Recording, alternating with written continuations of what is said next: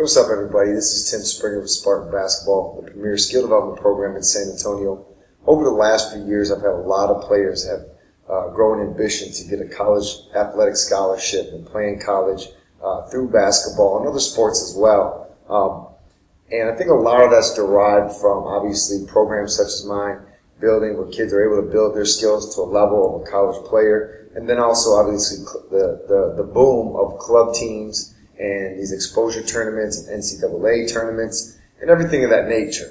However, as I've gone through the years and I've done my research and I've looked at the process of players getting scholarships and being exposed to college coaches to recruit them, I think that a lot of players and parents are very misinformed on the process. And that's exactly the reason for this video, is to help educate those who are looking.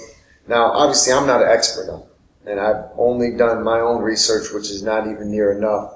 But as you guys know that know me, I love to bring the people that do know when I don't know. And that's exactly what I've done today. Today with me, I've got Tommy DeLong. He's with College Promoters of Texas. And basically, we'll talk more about what they do. But in general, they help players get into college with athletic scholarships. And they've done a great job of that. They have a great track record. Again, we'll talk about that. I'll let Tommy introduce himself. And then we're going to talk about a few questions that most parents and players have and some of the misconceptions, and just try to help educate you so you're taking the right step in the right direction. Tommy? Thanks, Tim. Yeah. Again, my name is Tommy DeLong. I'm the Vice President at College Promoters of Texas here in San Antonio. Been here a long time. Just a little bit of background about me. Of course, grew up an athlete, played athletics all through high school, played a little bit in college, went through the recruiting process over a decade ago now. And ever since that day, I knew this is what I wanted to do, and that's what I've done. Through college, I did a lot of side stuff, and as soon as I got out of college, this is what I've been doing. So well over a decade of experience. College Promoters of Texas as a whole has probably over 40, 50 years experience, all of the employees combined. So, just really helping kids be proactive. That's the biggest thing in the recruiting process, whether it's on your own, College Promoters, through Coach Springer, whatever you're doing, it's really all about being proactive and not just thinking that you're so big and bad and it's just going to fall out of the sky. It doesn't happen very often, especially for San Antonio area kids. That's great. That's great. So let's talk about some of these misconceptions. I know I hear things all the time like, well, Coach, I'm on a club team and we go to the tournaments here and there, and so they're going to see me. So let's talk about those first. And I've seen players, I know you've seen players, who have gotten scholarships based upon them being seen at tournaments. But what are some of the downfalls that maybe some of these parents and players don't know about as far as when it comes to college exposure tournaments? Sure. Yeah, like Coach Springer said, I mean, there are a handful of kids that are fortunate enough, most of them Houston, Dallas, California, Florida. There's hundreds of thousands of student athletes around the country all fighting for these limited scholarships. And it's kind of a catch-22, Coach, because, in football, for instance, there's 85 scholarships, but there's 2 or 3 times the amount of kids playing high school football as there is basketball kids. So basketball may not seem quite as competitive because there's only 10, 15 kids on the team, but the coaches have much less scholarships. They're bringing in 3, 4, maximum 5 kids a year. So although there are less kids playing college or playing high school basketball, there's a lot less scholarships to be had. And so going to these exposure tournaments is great.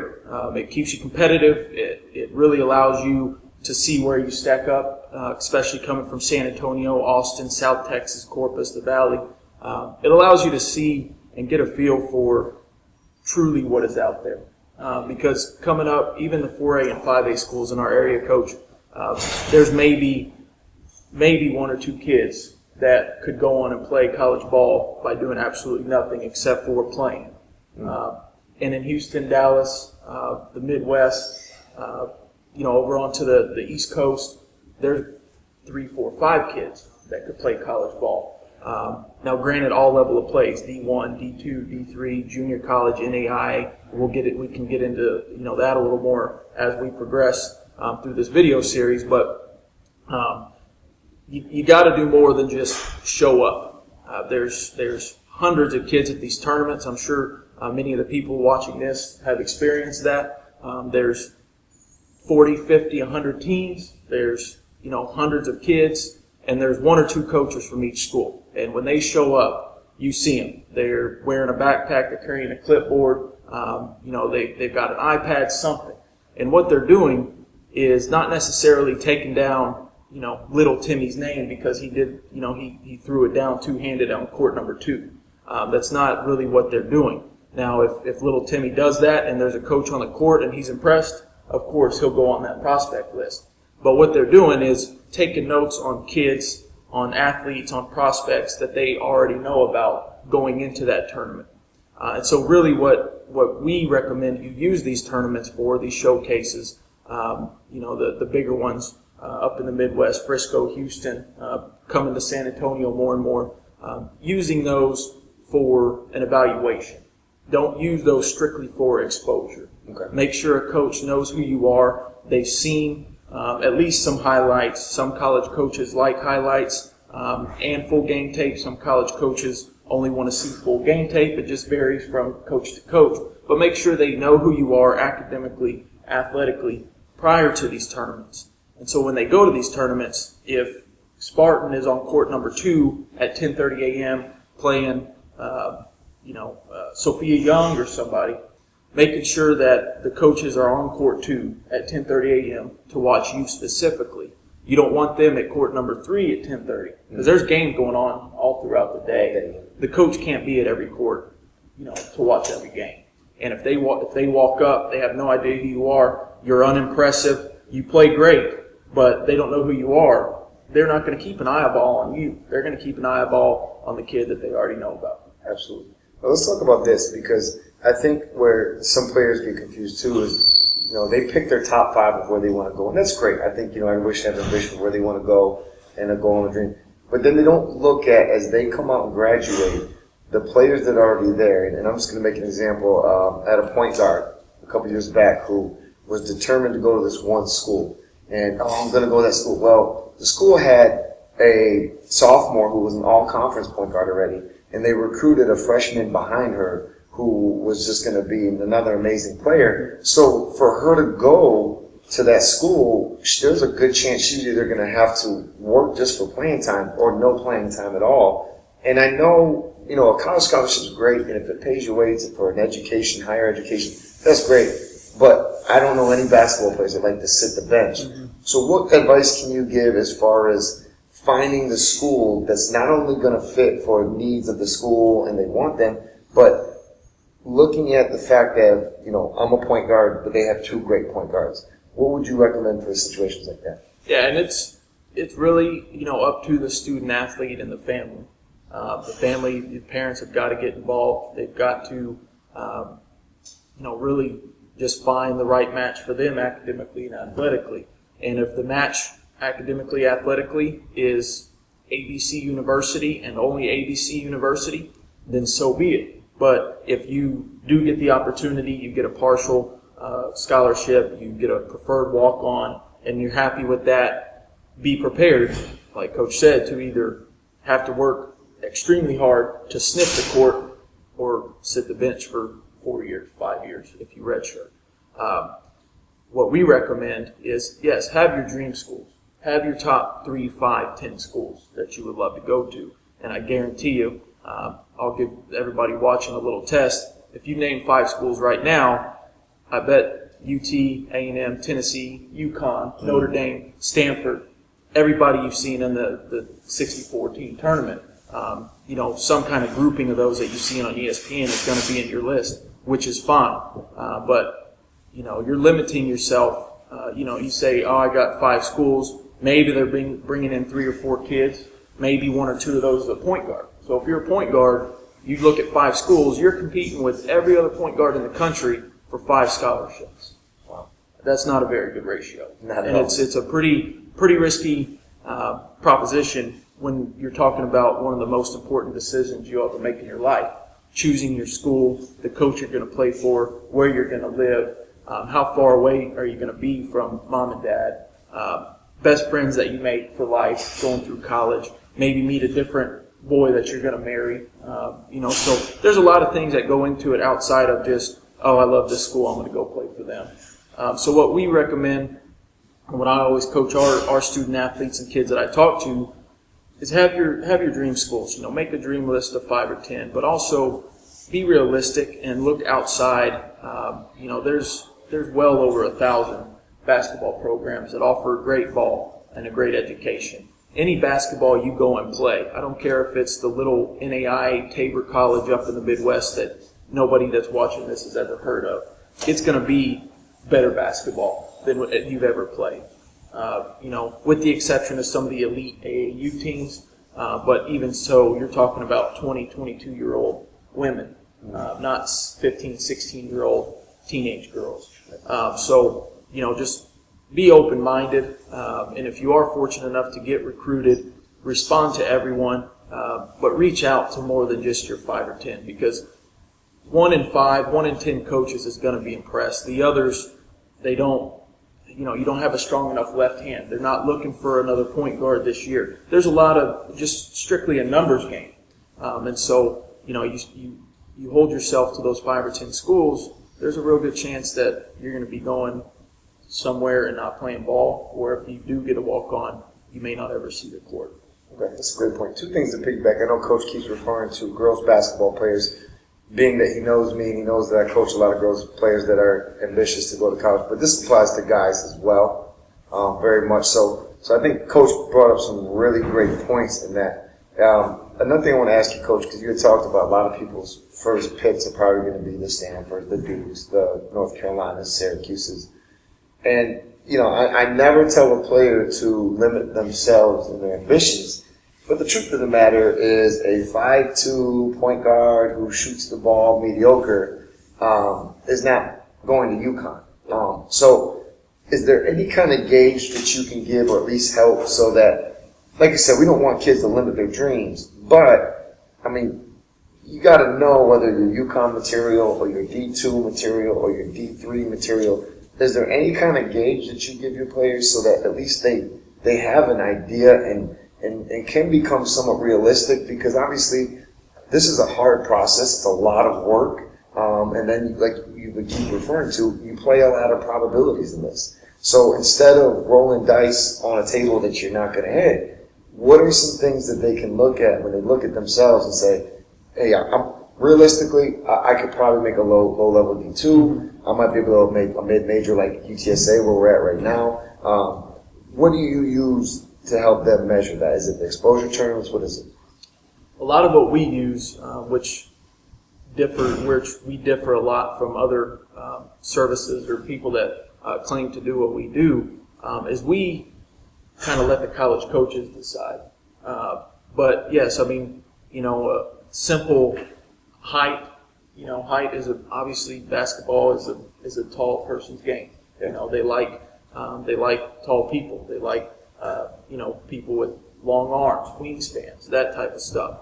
So that's a big factor. So, you could simply, you would know better than I, how tall is Megan Simmons? 5'8"? Yeah. Probably. With a great wingspan. Yeah. With a great 5'8", she, her wingspan is probably far surpasses that. So there's one example.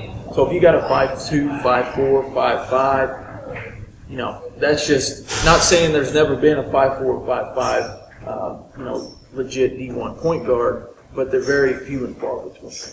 So height can be just a real basic measuring stick. But then, just really, just be realistic. Just because you see, you gotta keep it in relative terms. If you're playing at the 4A, 5A level in San Antonio, in South Texas, in Austin, just because you're above average good or you dominate, and you watch Tennessee play UConn in the Final Four, or on the boys' side watch North Carolina and Duke, and those guys all are doing the same things that you're doing at the 4A, 5A, 3A level, it's not relative. Okay? There's going to be a step up in competition. So these guys that you're seeing on TV and these girls that you're seeing on TV, they were all, every single one of those girls was at least all area, all region, all state, many times all American. So that's another good parameters. Being on varsity as a sophomore, getting legitimate playing time, if not starting. and completely dominating as a junior or senior. In all district, all region, all area, all state, those type of honors, you've got to get to that point. Hard work can get you there, and then just somewhere in there, God-given ability, lineage. We always say you are what your parents make you. Smart, athletic, tall, short, whatever it is. There's things you can't control, but just really being realistic and looking at it in relative terms. Don't think because you dominate at the 3A, 4A, 5A level in South Texas that's going to translate to dominating at UTA and Tennessee, North Carolina, Syracuse, those type of schools. Maybe that's up to the college coach. There's nobody has control on that except for your abilities and what the college coach thinks of those abilities. But just really, it's just being realistic.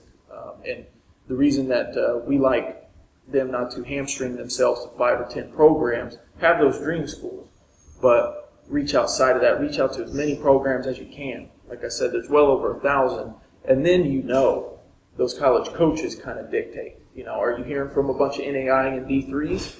That's probably where you're at. Are you hearing from a bunch of D2s? That's probably where you're at. Now, let's take this D3 and NAI recruitment and try to get you to the D2 level.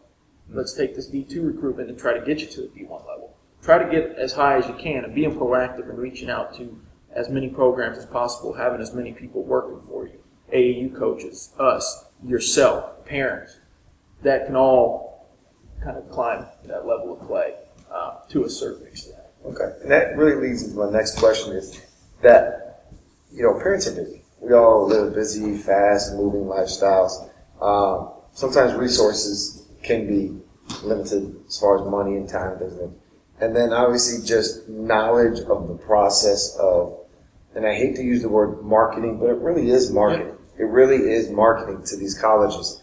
And so what I would like for you to do now is kind of help us understand how College Promoters of Texas, what you guys do, because you guys have a phenomenal track record. And as you've told me before, it has a lot to do with the parent being proactive and working with you. It's not just coming in your door, signing a contract, dropping some money, and poof, they have a scholarship.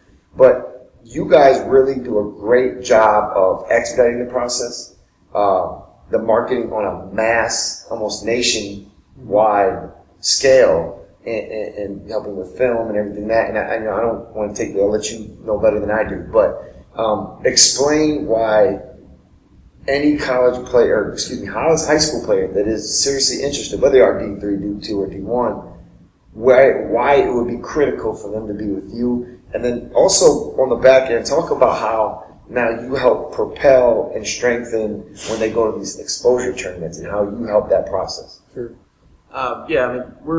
We're extremely unique to this industry. We were founded back in 1997 by Doug Smith. Very shortly, he'll be at this for 20 years. I think he's on his 15th or 16th graduating class, which is unbelievable. So from a longevity and a success ratio, we're really unparalleled. We don't give you delusions of grandeur. We're very realistic. And as Coach Springer said, we've got a very strong track record. We've got storefront in San Antonio. We have a Houston office that just opened. We have some scouts around the state.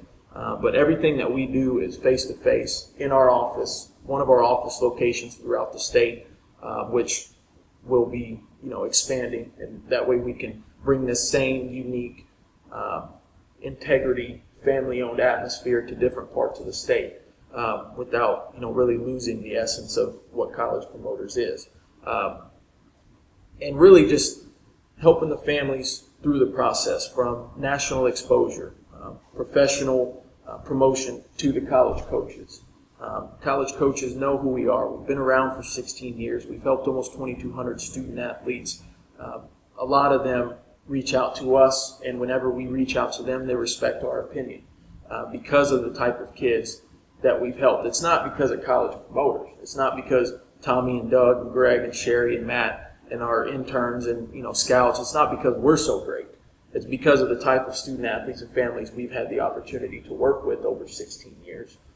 Just like if you're at Churchill High School here in town, if you're at Steele High School here in town, these coaches know the kids coming through, so they're going to go back to that school. And it's the same deal with us. You can kind of sort of treat us in that same light. Coaches know the type of student athletes and families we work for, so they keep coming back to us.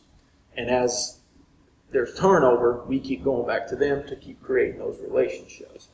So from the promotion side, that's really what it's all about. The national exposure, the internet has become extremely powerful. And using our streamlined, easy-to-use profiles, our recruiting profiles, and the embedded video productions that are unmatched. Every video we do is for the purposes of college recruiting. We don't do weddings and quinceaneras and that kind of stuff. Everything we do is for the purposes of college athletic recruiting. And then really the biggest thing that differs college promoters from anybody else, besides having storefront, we're the only storefront office location company in the nation.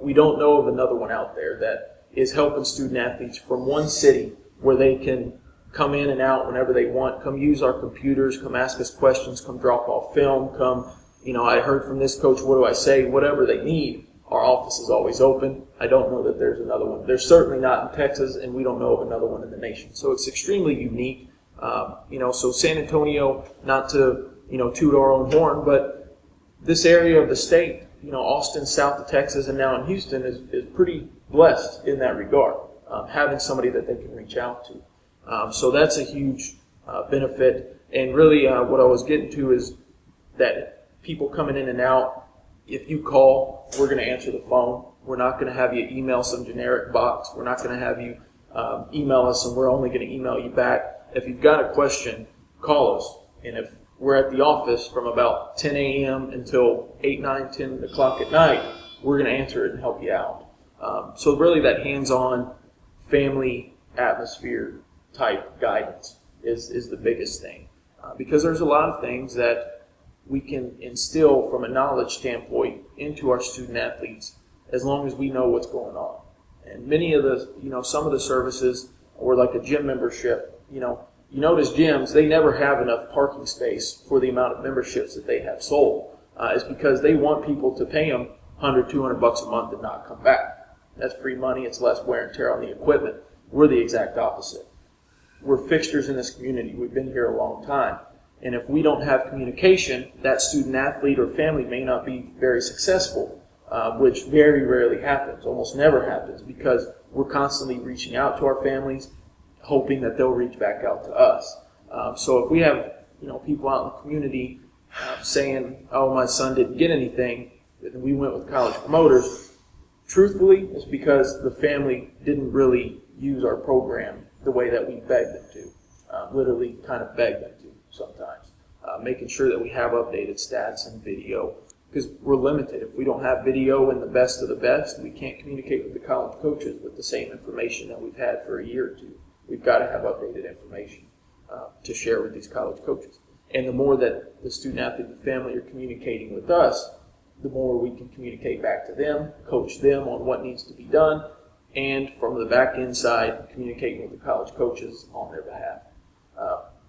So really, national exposure, promotion to the college level, guidance through the NCAA rules and regulations, coaching through the process, and our video productions are a big part, of all of that. They got to see you play. Getting into the video side and reaching out to these coaches, you've got to really what we like to do is if our girl, boy basketball players, select baseball players, select softball players, basically every sport except for football has some kind of big select club summer scene. So whenever our kids have big tournaments coming up, once or twice a month, we like to notify the coaches. And a lot of the better tournaments, like up in Frisco and some of the bigger baseball, softball up in Joplin, Missouri, they all have lists of coaches that have been to the exposure tournaments prior, last year, year before, or a current list of coaches that have said that they're coming this year. So we like to reach out and notify those coaches with, little Timmy's schedule or, Here's who he's playing for, this color jersey, keep an eye out on him. He's 6'4", he's 180, shooting guard. Here's his stats, here's some highlight film. That way the coach is familiar and they can go by the court and make sure that you, like I said earlier, make sure that you use these tournaments for somewhat exposure. But that's extremely tough with the amount of kids that are on the floor. If you're 6'10", you're going to get some eyeballs. If you're 6'5", left-handed point guard, James Harden's going to get some high balls. But for most student athletes, it's not going to happen without some kind of proactive stuff that preludes, that comes before the tournaments, before the exposure tournaments. And that's really the biggest things. But like you said before, you've got to have those tools and resources to effectively and efficiently do that. And a lot of kids would love to put in the work. A lot of families have some time to put in the work. But what do? They're out there spinning their wheels. They have no idea what to do. And a lot of student athletes, unfortunately, have no idea that there are things to be done, period.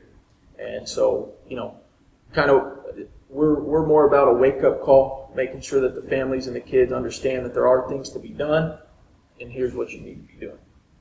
And making sure that as a collective team, college promoters working with the families, that we really go and get this. And every student athlete that we've selected for enrollment, we're very selective.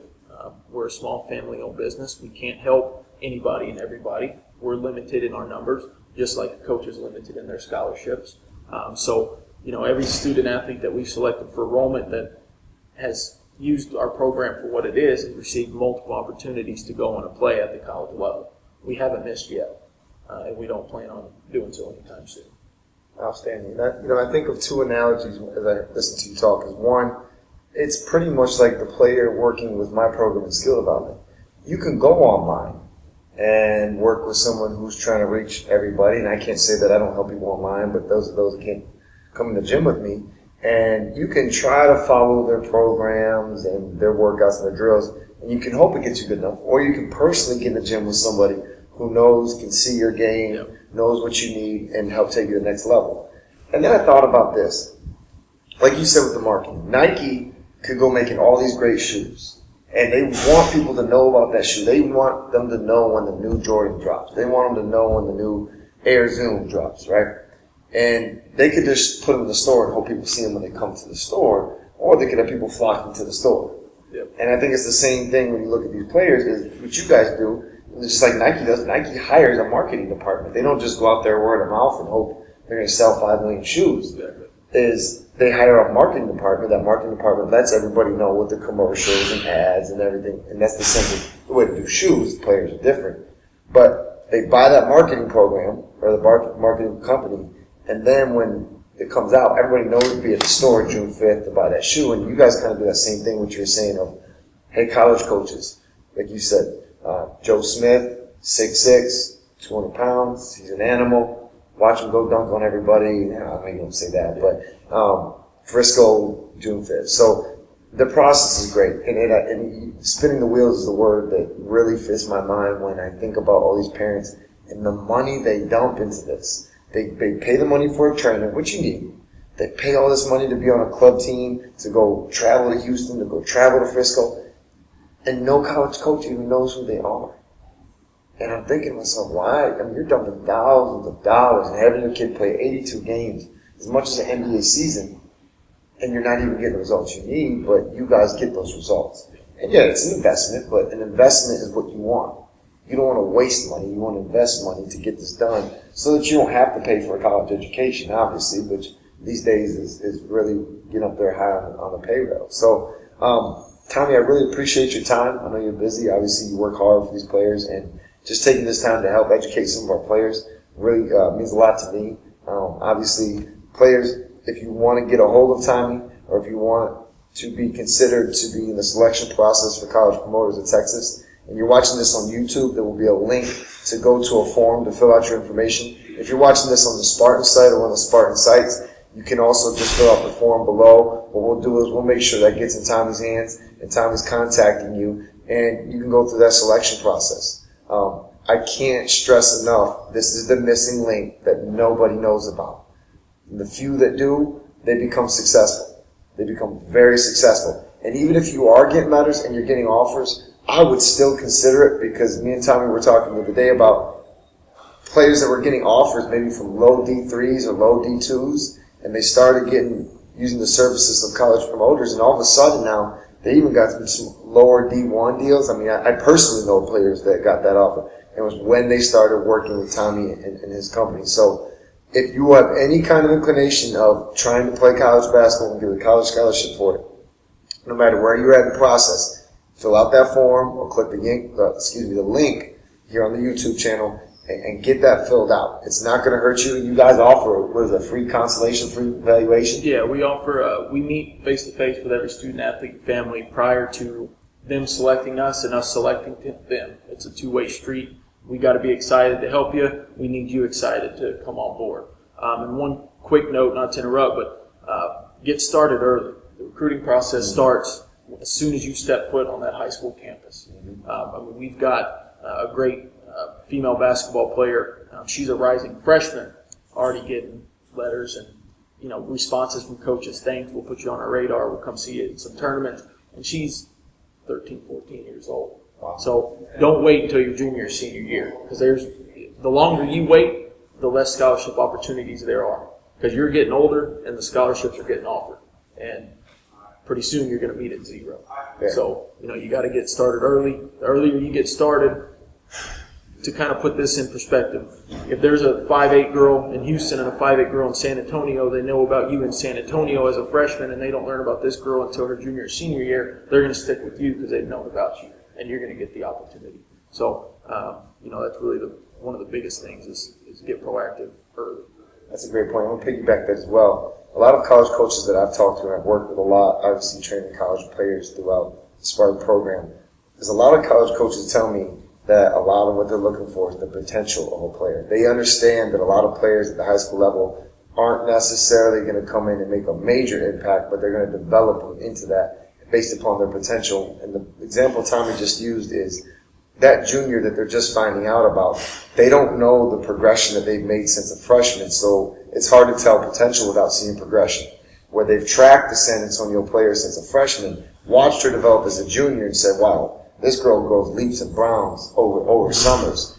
That's the type of potential we need in this program, because as a freshman to a senior, for us, with a $40,000, $50,000 scholarship, we want something that's great by the time they're a senior and leading this team. So, great point, Tommy. Tommy, again, thank you for your time. Fill out the form. Click the link to fill out the form. I cannot stress that enough. You need these type of people on your side. Also, if you're not training with anybody from the skill development side, you need to reach out to us as well. It's the whole package. It's the whole package. It's an investment of time. It is a financial investment. But, again, we're talking about your future. We're talking about a college education here. Everybody turns on the TV and sees the importance of that. You have to have that these days. There's no getting around that. So why not use God-given talents of the game of basketball and doing something you love to obtain that higher education? Tommy, anything else you want to leave with? Nope. Sounds good. Thank you. Take care. God bless.